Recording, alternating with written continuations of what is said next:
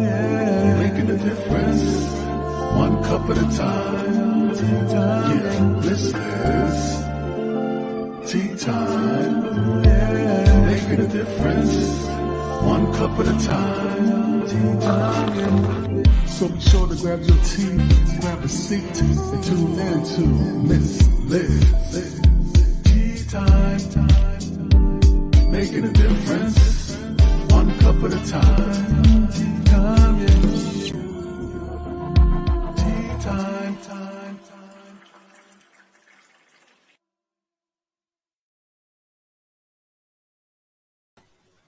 Well, welcome to Tea Time with Miss Liz. That's right. Today I have a special tea time. We have something different.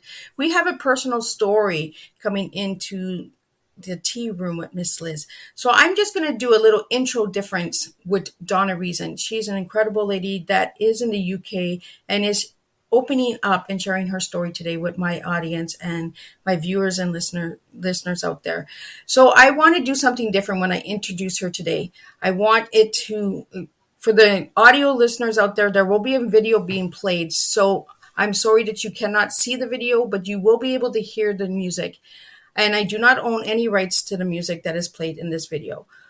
Also, I want to put out that if you would like to leave a comment or give support to Donna today, before leaving a comment or anything, let StreamYard know that it is okay by going to StreamYard.com and giving them permission so that I can bring up your comments. Also, what I'm going to be doing is I want everyone out there that's listening to Tea Time to know that Tea Time is an educational awareness service only. I am not here to give therapeutical advice. Therapy advice. There goes my tongue. There goes Miss Liz spilling the tea, making a difference. And I want you to understand that we all have a story and we all can make a difference when we spill our teas and we open up the doors. So I want to introduce Donna. So I'm going to bring Donna up right after I do her intro video. So I want you to sit back and enjoy this video. And I'm going to introduce her in a different way. So you're going to hear a voice, my voice, introducing Donna in a new way as I play her video. So I'm hoping that this will work because this is my first time. So we will do this and we will see what kind of difference we can make with Donna today.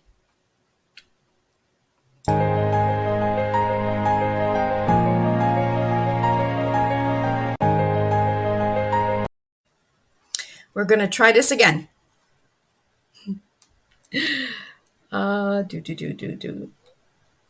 I just want to make sure that this is off so we can get the full version of the video. And here we go. I'm going to introduce Donna and then I'm going to play the video. Today on Tea Time, I bring you a butterfly. That's right, a butterfly. A butterfly that is built to transform and change lives. I bring you Donna Reason, a woman who has been bullied, unloved, trauma, triggers, emptiness, restricted, fear, lies, and yearning. That's right. She is a butterfly of change, a butterfly that will transform. And once you hear her story, you will understand just how powerful your story can make a difference when it's heard through the right ears and eyes. So I ask you to tune in to Donna Reason's story of her butterfly. And let's start with building her wings in part 1.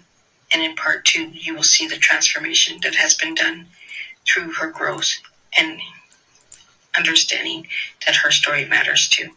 So part 1 is the butterfly, part 2 is the transformation. And you will have a strong cup of tea with Donna Reason today on Tea Time with Miss Liz.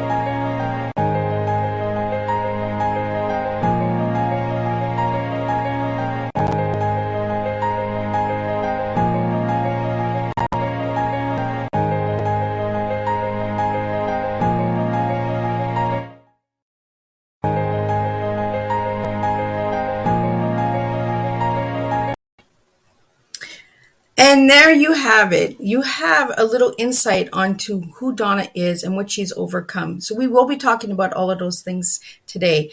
Again, this will be a tea time that may trigger someone. So if you feel that this tea time is not meant for you and it may trigger you, please do not tune in. I do not want to trigger anyone. If you are here and you feel that this story and Donna's story will help you today, do tune in because she does have a powerful story. So I'm going to bring Donna Reason into the studio. So Donna, welcome to Tea Time. It is amazing to have you here all the way from the UK. So Donna, I want to get into who Donna Reason is before we get into the butterfly. So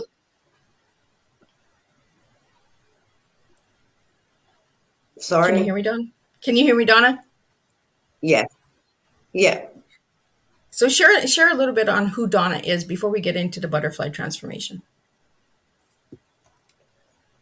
I think who Donna is right now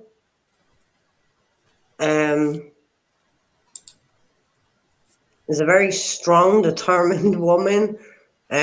Someone who has earned her nickname as Superwoman. Mum of 5 children, 2 grandchildren. So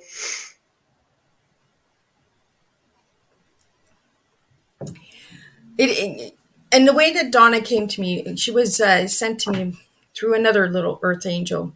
I'm calling these ladies earth angels because they're being guided. For anyone that is listening out there, survivors need to be guided to one another. We need to find each other. So Donna, thank you for finding me and thank you for connecting with me and taking that step and sharing your story today. So I want to get into the butterfly. As we've seen in the video, the butterfly was bullied. It was unloved. It was trauma and triggers. It was emptiness, restricted, fear, lies, and yearning. So if you look at the video and you watch the video back, for anyone who's watching the replay later, you'll understand what those images were. That was Donna telling her story through images. So Donna, I want to get into the bully part of your life. What was it like as a child and as an adult being bullied?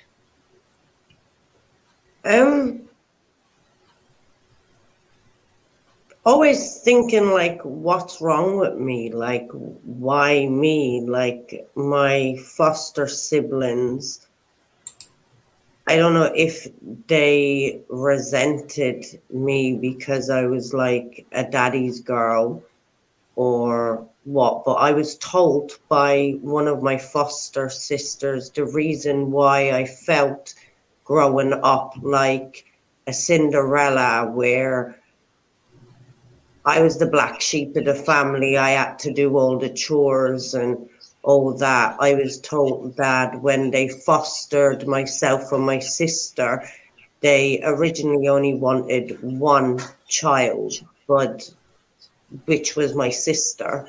So if they were going to foster her, they had to take me. So it shed a lot of light on, well, oh, that's why I'm being treated different.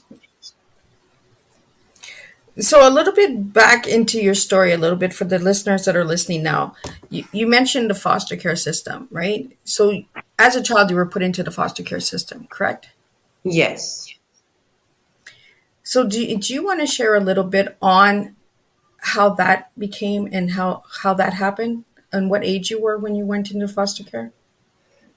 From what I've been told by like the system was when I was born, my first year of life was 15 different homes. So I was kind of back and forth to my mom and in a foster care. I don't really know what went on between 1 and 3, but when I was 4, I was put into foster care with my foster family. So as a child, you were really confused, right? And I think that's where the unloved comes in.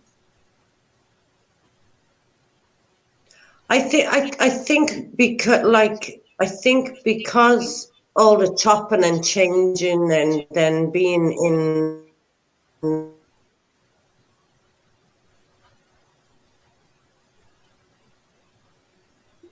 think it was Madonna.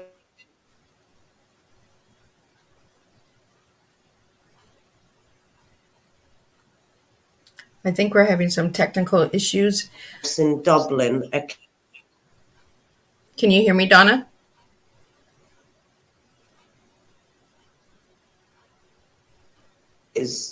It's doing like a, oh, you're back. Okay.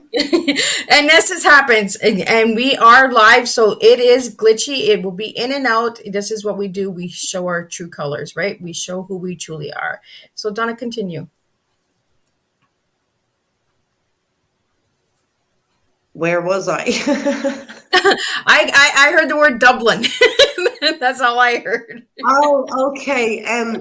So I don't know how long I was in. It's a care home, Madonna House. It's no longer there anymore. Seemingly it got shut down. The truth come out, I heard when I was 21 that seemingly there was a lot of children there that was being abused. So it got shut down, but I was there when my foster parents come to like foster us. Yeah. And for the viewers and listeners that are tuning in right now and that will watch the replay, this tea time will be triggering. We will be talking about tough topics because Donna has gone through a lot. But it's important that we bring the awareness out there that people do have hard stories out there, and they need to be heard as well. Survivors need to be heard. So Donna, I believe that growing up was a really hard time for you, right? With the foster care system, the in and out, the not understanding things and then learning things, right? We've talked behind the stage for a couple of weeks now, and I've gotten to know you a little bit better. And I want to get into the triggers and the traumas on all of the things that you've gone through in life, but you're still here today. So what was it about those traumas and triggers that taught you to stay strong today? I don't know if it was because I was brought up as Catholic when I was a child or what, but I just somehow I believed that the harder the stuff that life threw at me, that God or the universe or whatever people believe in must have had something great for me when I grow up. And I think that's what kept me going. I really think that that's what kept you going as well, Donna. As a survivor, we know we find our tools on how to survive, right? And we try not to take what was given to us to give to others. And this is what you'll see a lot with survivors of any type of abuse. We are people that want to help. We want to make a difference in the world. And Donna has created this group with her son called Earth Angels, Evolving Together.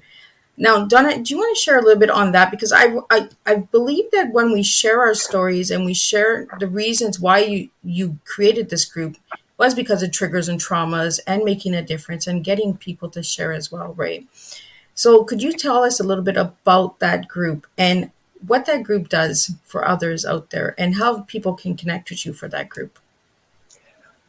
I originally created Earth Angels Evolving Together because when I started on my spiritual journey, I was getting so wrapped up in like when you originally look up or follow certain people you admire, and one was saying, oh, you have to do this practice, and the other one was contradicting the other one, and it was so mind-boggling. It was like, oh my God, so like this is so difficult. Which one is right? Which one is wrong? And I kind of reached a point where I was like, you know what, I don't even want to follow my spiritual growth or whatever. I give up because this is so hard. And I just thought, I'm doing it my way. I don't care which way is right, which way is wrong, how you do it or Bob does it. I'm going to find my own way. And that's why I created Earth Angels Evolving Together, to show people that you don't have to copy other people in anything, whether it's fashion or a job or whatever. It's just take the little bits from people you admire and make your own, like be Well, unique. and that's what you're doing, right? You're actually being different, and you're doing what works for you and what works for some other people, because not everything will work. And we are in those journeys where we're like, well, this one says this one says that, and it doesn't match. And then we get frustrated because we're like, well, okay, you guys are saying this, but you guys are doing this. So it's completely opposite, right? And Yeah. anybody that has gone through trauma or triggers, when things don't align and they don't make sense, we get really frustrated. We get very emotional. We get very sensitive. And that is because of traumas and triggers. Me and Donna have spoken for a couple of weeks privately through messengers, and I've gotten to know Donna. And Donna is really on a spiritual journey. She really wants to make a difference, and she wants people to understand that her story does make a difference. And your story will make a difference, Donna. The reason that we did the butterfly effect with Donna is because I want to show people that the butterfly is not nice. The butterfly is in goop. The butterfly is a caterpillar that puts everything together. The transformation of the butterfly is what actually opens those wings and creates the beauty. And that's why I wanted to do the butterfly effect with Donna, because when I talked to Donna, she had so much in her story and has gone through so much that I wanted her to see her transformation. I actually did the butterfly effect for Donna, for you, Donna, for you to see the transformation that you've done in your life, because I see it in you. Sometimes we just need that one person that says, I see you. I see what you're doing. I know what you're doing. So her butterfly was also empty. Can you explain to the listeners out there and viewers out there a little bit on the emptiness, on where the emptiness came from? I think over time, like feeling like as a child, feeling like, well, why am I not with my real parents? And why am I here with people that don't care? And the abuse and everything, you kind of, you learn to kind of not feel, not think, just it's kind of like a protection mechanism to keep yourself safe, to be empty, because then if you're empty, you don't have to feel all these horrible feelings. And you see, and this is where you are in the cocoon. This is where the butterfly is, because you're empty, right? And when the cocoon is forming. It's in a bunch of goop. It's in all of that stuff. We don't know what the caterpillar actually does until we see that caterpillar actually open its wings. And I like that you say that you're wrapped around, because that's exactly what a cocoon is, right? They're wrapped around in this cone, and they're actually growing.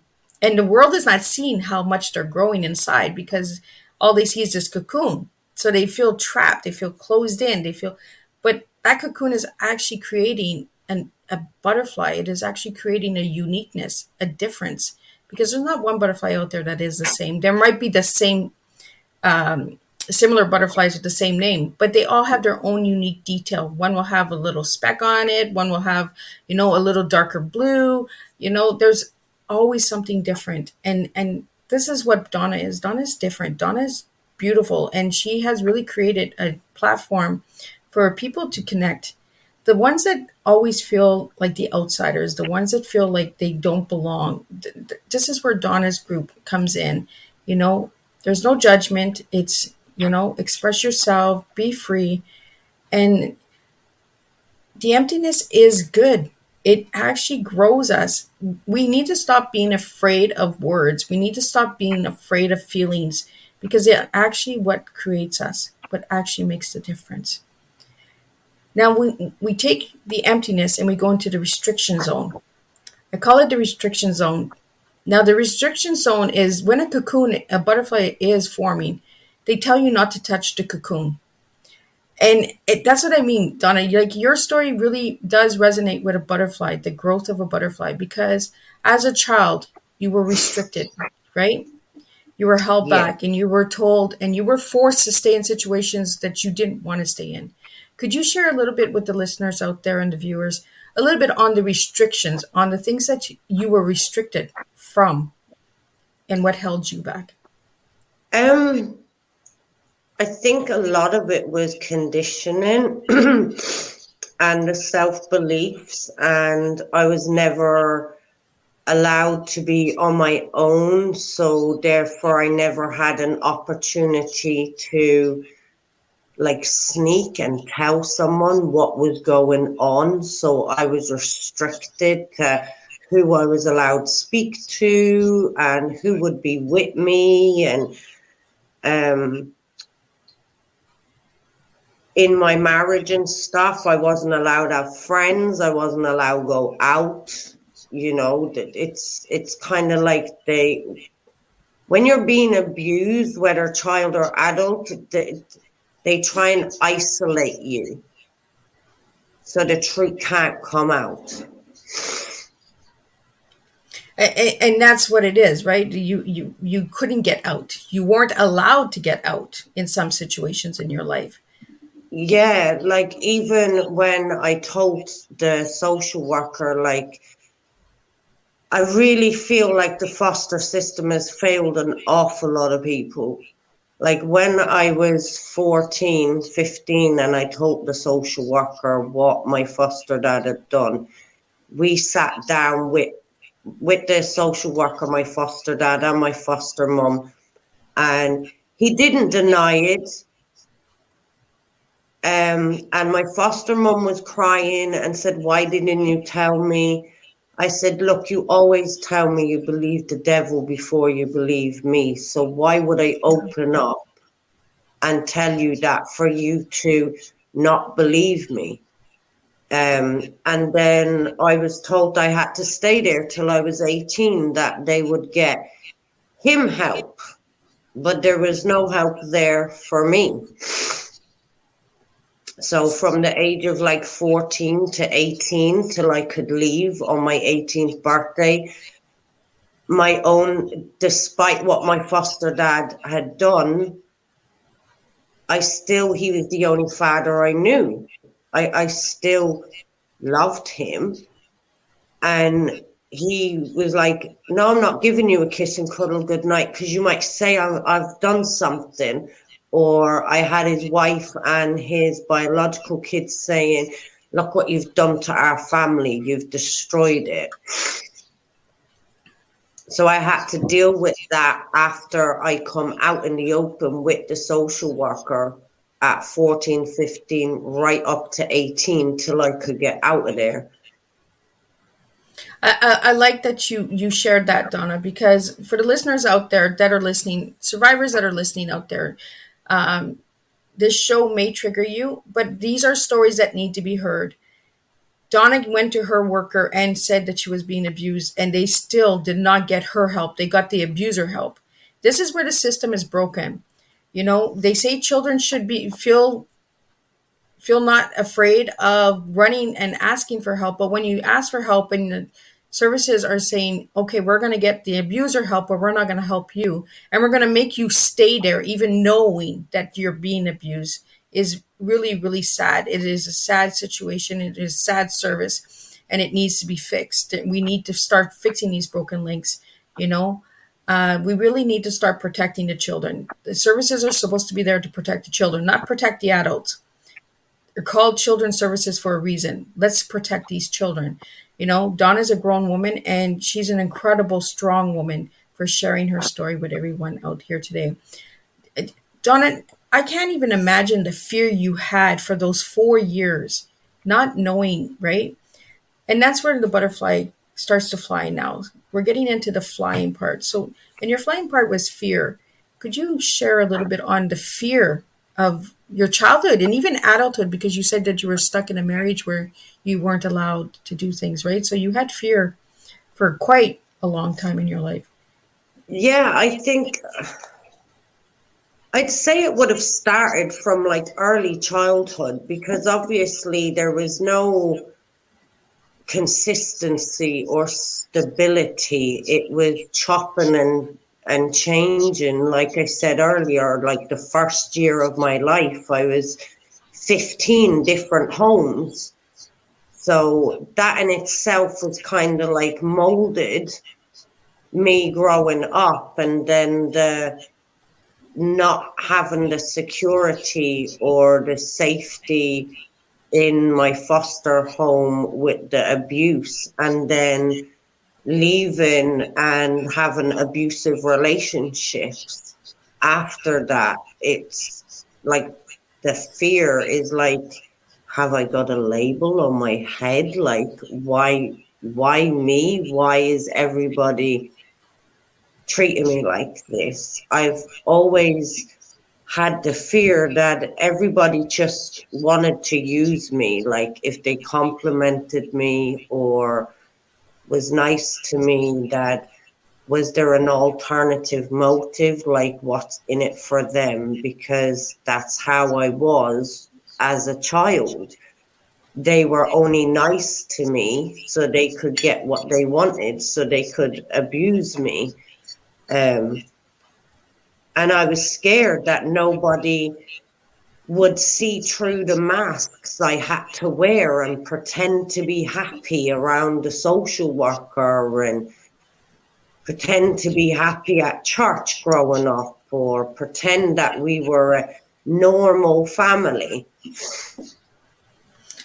And I like that you're bringing that up, Donna, because for the listeners out there, especially survivors that are listening that will watch now and watch the replay, this is how we live our lives, right? We put that mask on and try to make everyone love us, but we're so unloved, we're so empty, we're so trauma, triggers.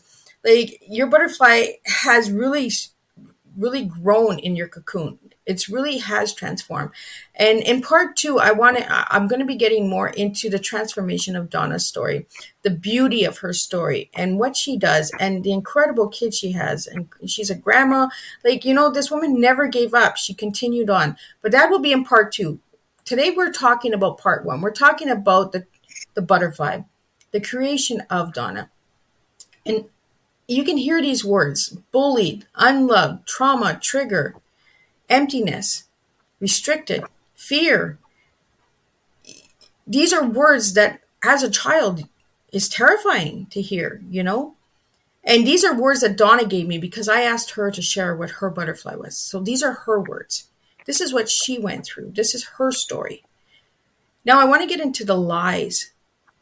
You spoke a little bit about the lies of the services, the lies of the abuse. You couldn't talk about it, you couldn't share about it because you were kind of shunned to the side, or you were blamed. Oh, well, look what you did to our family. Those are things I've heard many times with my family as well, being a survivor. We're the ones that open our mouths and share the ugliness of our families, and we're the ones that actually get pushed to the side. So I want you to get into a little bit of the lies, Donna. What lies were you told as a child and as an adult? I think the biggest lie was they were doing what they were doing because they loved me. And also, I'm living in a dream world and I'd never amount to anything, and that I was stupid, and I would turn out like my biological mother and end up with none of my children. And today, Donna, do you have your children? I have every one of them. This goes to show everyone that never give up and never believe what the ugly world will tell us, because we do make a difference and we do stand tall and we are stronger than what you think we are. So, Donna, I really want to get into the word yearning. You gave me the word yearning as the end of the butterfly. What does yearning mean to you? I put down that yearning to be me, to be normal like others, to have my real parents. I just wanted to be, because like I said before, all these masks I had to wear to act like I wasn't scared, that I was tough towards my foster parents, wearing a mask so that the social worker, so that I wouldn't get a beating when the social worker left. I had to make sure I convinced her that I loved them and I was happy there, and like that. Just the yearning to be able to be my true authentic self. I felt when I used to go out and play or visit a friend's house, I never ever wanted to go home. Like I noticed that when I was at home, I was a completely different person. And as soon as I left, like past a certain threshold of the driveway, I felt free, like I could be me when I went to my friends' houses. And then I used to dread it on the way back home when I reached that threshold again. You just dip into that used and abused, like fake masked little girl. And it is true, right? We go to a friend's house, and then when it's time to go back to the danger zone, we dread it. We want to be late. We know we're going to get a beating. We know we're going to get in trouble. But you know what? It is so peaceful at someone else's home. But then we Yeah. realize maybe their home is not as peaceful because maybe they're doing the same thing when we're not there. Maybe they're going through the same thing, right? I've often wondered that. But there are good homes out there, and there are people who are making a difference and creating a difference in that. You know, you also have another group. Could you share a little bit on that group and what that group's for? It's called the Love Team. I created that for my son Molly because he went through a lot of bullying himself from nursery right up to a year ago. He had racism, prejudice. The schools failed him. For 2 years, he was being ganged up on. Nothing was being done. He didn't feel safe when he went to an adult in the school. He was told, just stay away from them. Stop telling tattle tales. Until after 2 years, two older boys grabbed him round the neck. Then they started to like punish the boys. But by then it was too late because my child was in the bed at 7, 8 years of age. All of a sudden he was having nightmares. And because he's mixed, like Nigerian and Irish, he was like, he come to me one day and he said, Mum, I don't know what team to be on. And I was like, what do you mean? He said, well, I got white in me and black in me. And I was like, you don't have to be on either team. I said, you can be on the love team. I said, in the love team, it don't matter whether you're black, white, whatever religion you are, whether you're male, female, disabled, gay, an animal, anything. We love and respect everybody. And you could just see the weight lifting off his shoulders, that he didn't have to choose a friggin' side. He could be in this middle, just loving and respecting everybody and seeing us as same. And from there, he got so excited that we made the Facebook group, and then he started designing a logo, and he wanted like all sorts, jumpers, keyrings, hats. So at the moment we're working on that project so that he can feel like he's making a difference in the world. So there's less division and separation. Try and bring people together more. So where did the name Love Team come from? I haven't a clue. I just Because when I hear the love team, I kind of think of the A team, you know, like the team all coming together and loving one another and supporting one another. When I heard think when it you was gave just me, a gut intuition, and I think like when you, I don't know about others, but me, like when you hear the word love, like love conquers all. Love is the answer. Whether you believe in the universe or God, God is love, you know. And I don't know, I just think as a mom, I was put on the spot, and I just wanted to lift that burden off him. Like in this day and age, a little 6-year-old is coming to me worrying about which team to be on, the white team or the black team. Like it's horrible that he should be worrying about what sweets he's going to get in the shop, not worrying about the division and the separation that's going on in the world. So I don't know, by the grace of the universe, they just put that intuition of like, you don't have to choose the black or the white, you know, you can be the love team where we love everybody. well, and that has to do with your butterfly again, because you see, as a child, those are all the things that you wanted. And as a mom now, you're able to say, you know what, I wasn't able to do it, but I'm going to do it as a mom. You know, Yeah, I'm gonna show you that it is possible, you know, no matter what yeah, your age is, let's do this. And as a mom, you're stepping up and you're saying, hey son, let's come together and let's create the love team. You know, yeah, the universe does work. And your other group is also called Angel Earth Evolving Together. So it's coming together again. So both groups have the same alignment. They still work together. They still come together, right? And that's what a yeah, butterfly does. As a butterfly comes together in the cocoon, it actually forms itself coming together. And that's what you actually have done, is you've actually showed your son, you know what, you can be a butterfly too. You can do this, you know. Let's see where you want to go. Let's take this journey.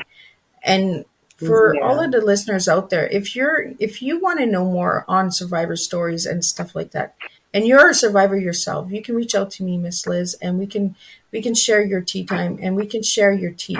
Now I want to get into your tea, Donna, because we are on tea time and we've talked about your tea, and we know what your I know what your tea is. So, but for the listeners out there and the viewers that are watching right now, what is your tea, Donna? Well, my physical tea is decaf tea with soya milk and 2 sugars. But my personal tea is transforming Earth Angel. And that's what part 2 is, the transformation of Donna's story, the transformation of the butterfly. So you see, she does serve her life tea. She does give what she says she does. You know, you serve who you are. And I think that's what's beautiful about you, Donna, is that you know, you are who you are. And it's love me if you love me. But I want to get back into a little bit of that feeling of the mask, the hiding, the pretending, the going back into the cocoon and all that goop and all that. As you were transforming into that butterfly, Donna, what was it that kept you going? I think as a child, like a very young child, I built this fantasy in my head that my mum was going to come back and get me and everything would be okay. That's one thing that kind of kept me going. Also, I used to be obsessed with the orphan Annie. I used to say, that's me. And no matter how hard the stuff Annie or me went through, the sun would come out tomorrow and either my parents would come back for me or someone nice would come and rescue me. I like that you brought a movie in, because that's exactly what I used as a little girl too, was Alice in Wonderland. I was that girl that always was in a Wonderland and like, get me to a different land, get me to get, but there was always a rush, like rush, rush, rush, move, move, move, you know. And you turned to Annie, the orphan Annie. And if anyone who hasn't seen Orphan Annie movie, I invite you to check it out. It is an incredible, empowering story. This little girl never gave up. She was determined, you know. And I like that you had that hope, Donna, because if you had not had that hope, you would not be here today. And I am absolutely privileged to have you on my tea time, because you do make a difference and you do have an incredible story. And for anyone who doesn't know Donna's full story and you would like to know more on her story, you can actually reach out to her on Facebook or check her out on the groups, email her, connect with her. I highly advise that we start connecting with survivors and start understanding the similarities, because each of our stories are different, but the similarities of our journeys are the same, and this is where we connect. It's the connecting, Another two things that kept me going growing up was we had horses, and I had this horse, Minty. She was white, and she was my best friend, and I knew I couldn't speak to anybody because they'd go back to my foster parents and I'd just get a even bigger beating or whatever. So my security was when I went horse riding, I blurted out everything because I thought, my horse can't go and snitch on me, but I'm getting it out. So I'd tell my horse everything, how I felt, and a whole lot. As I got older, I tried to keep a diary, but I wasn't even allowed that type of privacy. They always went through my room. So what I ended up doing was coded. I instead of wrote in code. writing a diary, instead of writing a diary, I used to write poems to express how I was feeling. But I knew if they found the book, they wouldn't link that the poem is to do with me, that, oh, she's just writing poems type thing. So that was my kind of way of having my privacy and letting stuff out as well. And I like that you mentioned poems, because a lot of survivors will do that. That's our secret code, right? They don't understand our poetry. They'll be like, well, that doesn't make any sense. What is she writing here? But it's our way of releasing, and it doesn't need to rhyme. It doesn't need to be perfect. It's our words. It's, this is how we're feeling. And I like that you brought up and mentioned journals, because a lot of children that are in abuse situations or going through abuse cannot write and express. And I love that you shared about the horse, because we need to find something that can't go back and tell on us.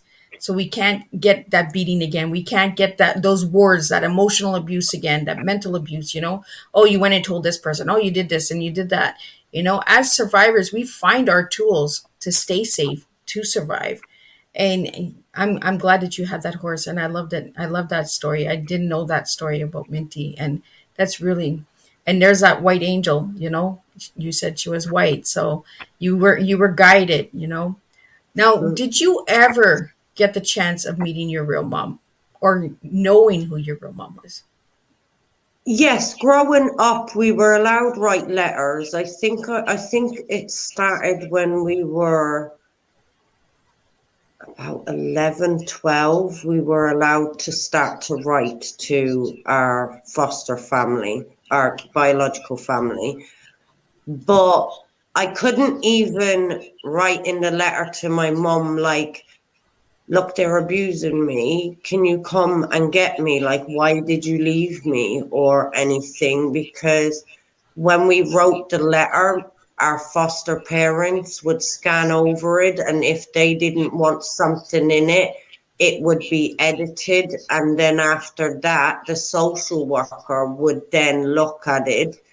And a bit like when someone's in prison, they go through the letters and they edit what's allowed, what's not allowed type thing. So I was never able to open up and say, so God knows what she's written to me as a child that I've never gotten to hear or read.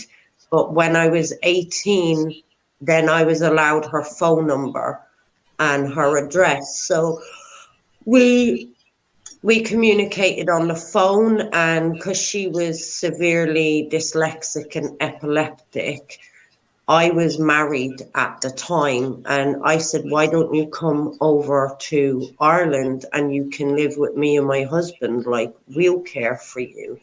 But because her epilepsy was so bad, they wouldn't let her fly or travel. And then when I went through the domestic violence with my husband, I lost her details.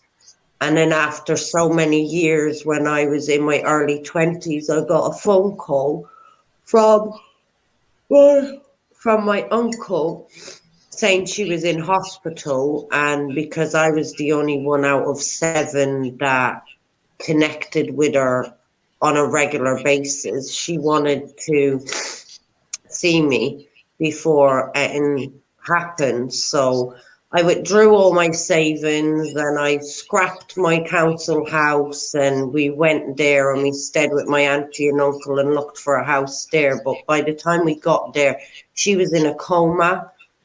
So I did get her a mum ring, and I got her some like religious flashing crosses saying Jesus loves you, and put them by her bed. And I held her hand and I was like, look, you're a gypsy mum, like, you gotta pull through, you're tough, you've got 3 beautiful grandkids, and we haven't had a cup of tea or a chat or anything, and we've got so much to catch up on. But she didn't pull through because my cousin was her carer and wasn't giving her epilepsy medicine. So she had that many fits, it was causing her to have heart attacks.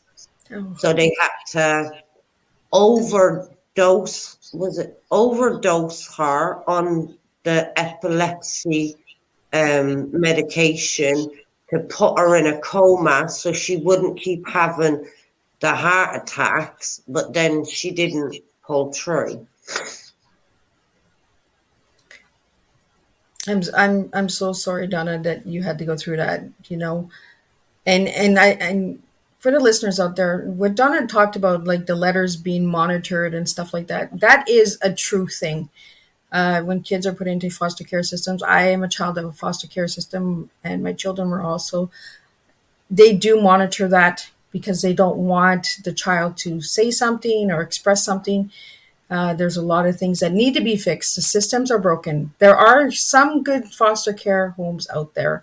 There are some really individuals that want to make a difference.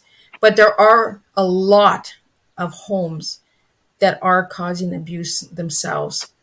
And they don't want to be known. They don't want the public to know about them. So this is why we need to start sharing our stories as survivors. You know, we need to start fixing the broken links. And for any services that are listening to this tea time, or that will listen or have it sent to them, I really think that we can fix the systems. If we start listening to the survivors, we start listening to the children who have actually used your services and been in the services, and say, well, how can we fix it? You know, because those services were created to protect children, but they're not protecting children. Let's get the truth out there. You know, there are some incredible homes out there, but there are a lot of homes that need investigation, that need to be seen and heard. And Donna's home that she lived in was one of those homes. where the system failed her. And I'm really sorry that the system failed you, Donna. But I'm really glad that you didn't give up.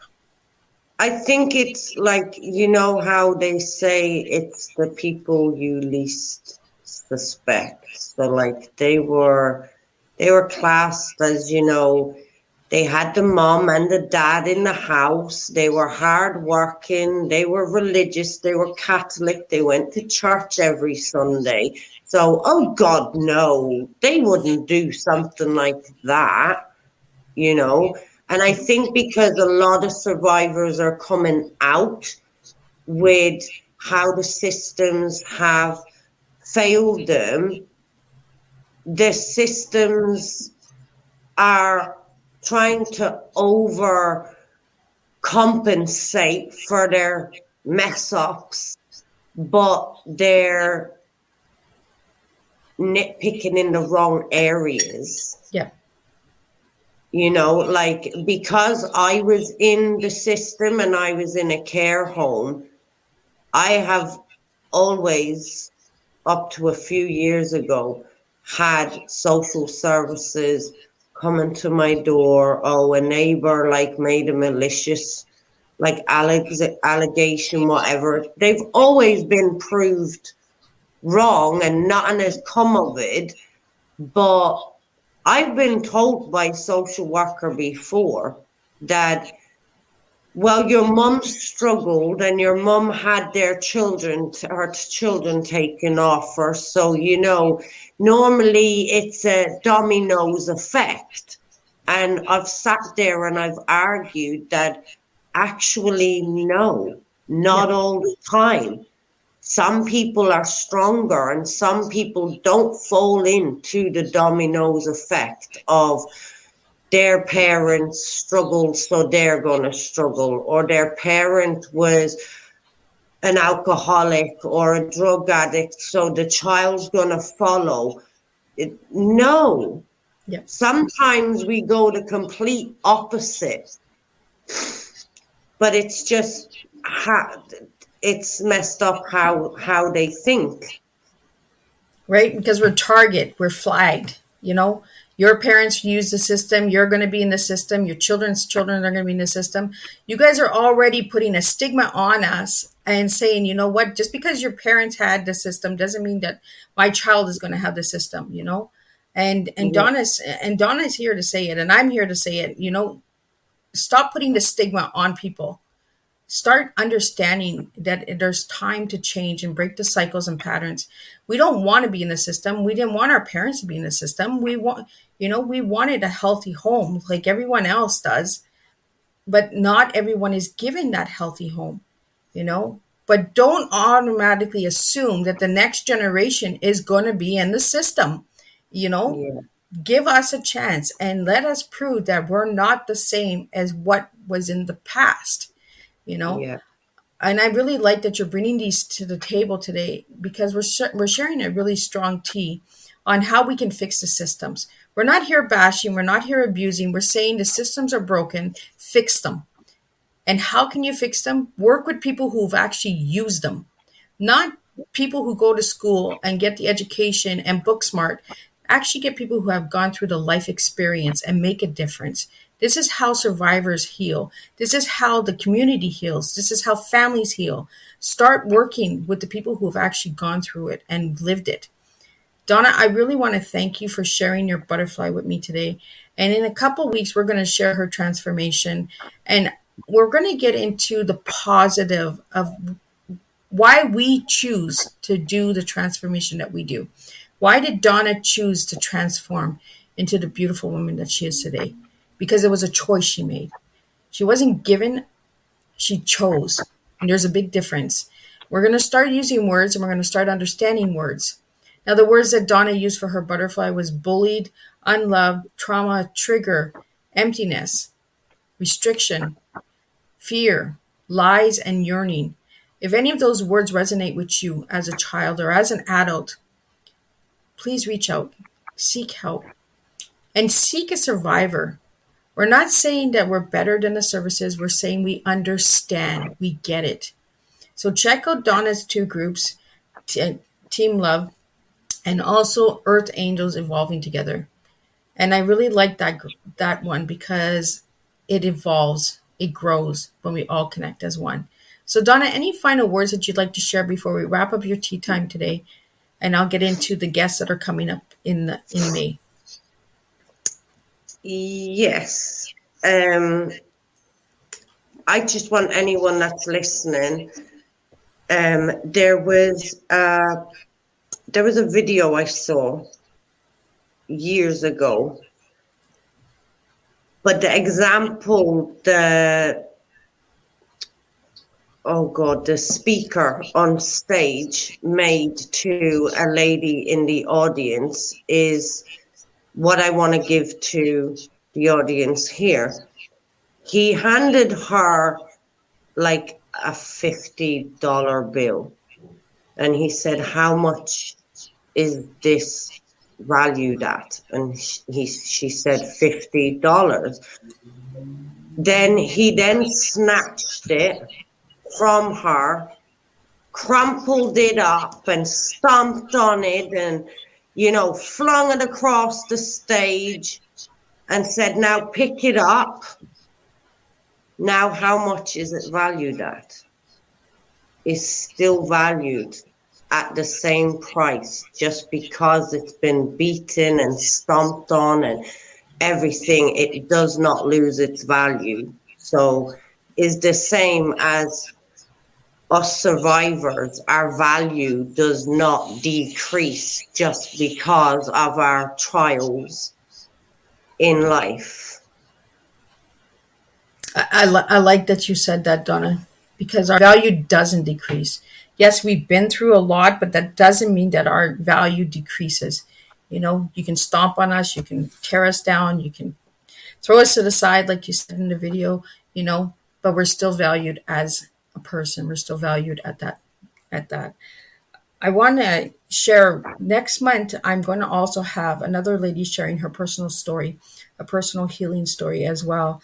And I'm going to be bringing more of these personal stories because I feel that these stories need to be heard. But in May, I have 4 incredible guests that will be joining me. And we're going to be talking about eating disorder and addictions, but we're going to turn it into a positive. We're going to talk about self-awareness on, is there more out there? And we're also going to be talking about self-healing, overcoming what people say that can't be overcome. When we start taking our spiritual journey and looking at how we can heal, we can actually make a difference. And then we're actually going to get into some paranormal life, ghost, aliens, UFOs, angels. I'm bringing different flavors to the table because I want people to understand that we all can make a difference. We all have a story and we all have our own ways and beliefs. And now beliefs are good in a way, but beliefs are also bad in a way. When you start enforcing your beliefs onto other people who don't understand, you're actually causing damage. But when you're sharing your beliefs with someone who might understand and resonate, then you're making a difference. So there are a big difference. And this is what we do on Tea Time, is we make a difference and we share different stories and different journeys and share the T's. So the T is teaching educational awareness. Miss Liz, that's what I do, is I bring a difference. So tune in for May's show, and you will see Donna for part 2 in the coming weeks. We haven't set a date yet, but we will be working on that. We'll be working on her transformation and that. And anybody who would like to know. Sorry, Liz. I wondered if you had enough time for the poem. Oh, yes, absolutely. We will close up with Donna reading a poem, and I will see you guys all in May for a new tea time. So, Donna, I'll let you close up the show. I'm going to bring you full screen so that you can share the poem that you wrote. No problem. It's called Past, Present, and Future. Life used to be all about surviving. Chin up, fake a smile. No whining or pining. Not allowed speak. Not even allowed to hear a squeak. No voice, no soul, or so it seemed.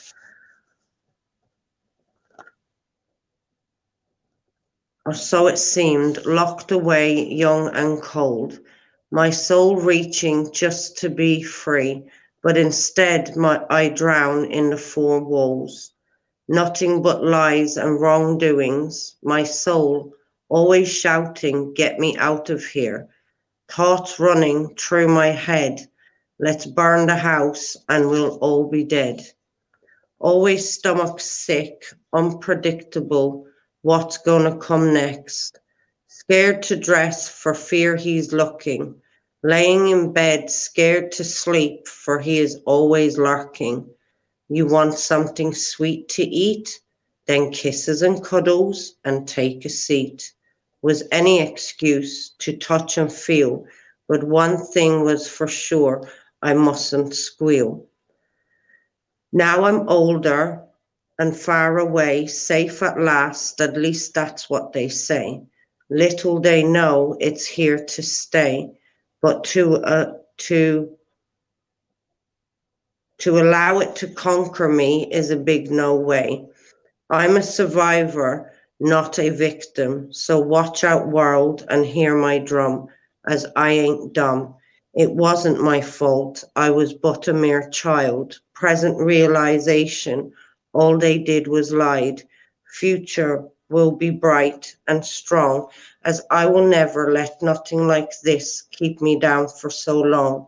As my life was a mess, I struggled to even get dressed, but now becoming my best me, as my soul is finally breaking free. Outspoken and loud, yippee, no more misery. I'm finally winning, nothing will hold me down, as I will be singing, singing from the rooftops all around town. I'm free at last. No demons got hold, as I've broken free before I've grown too old.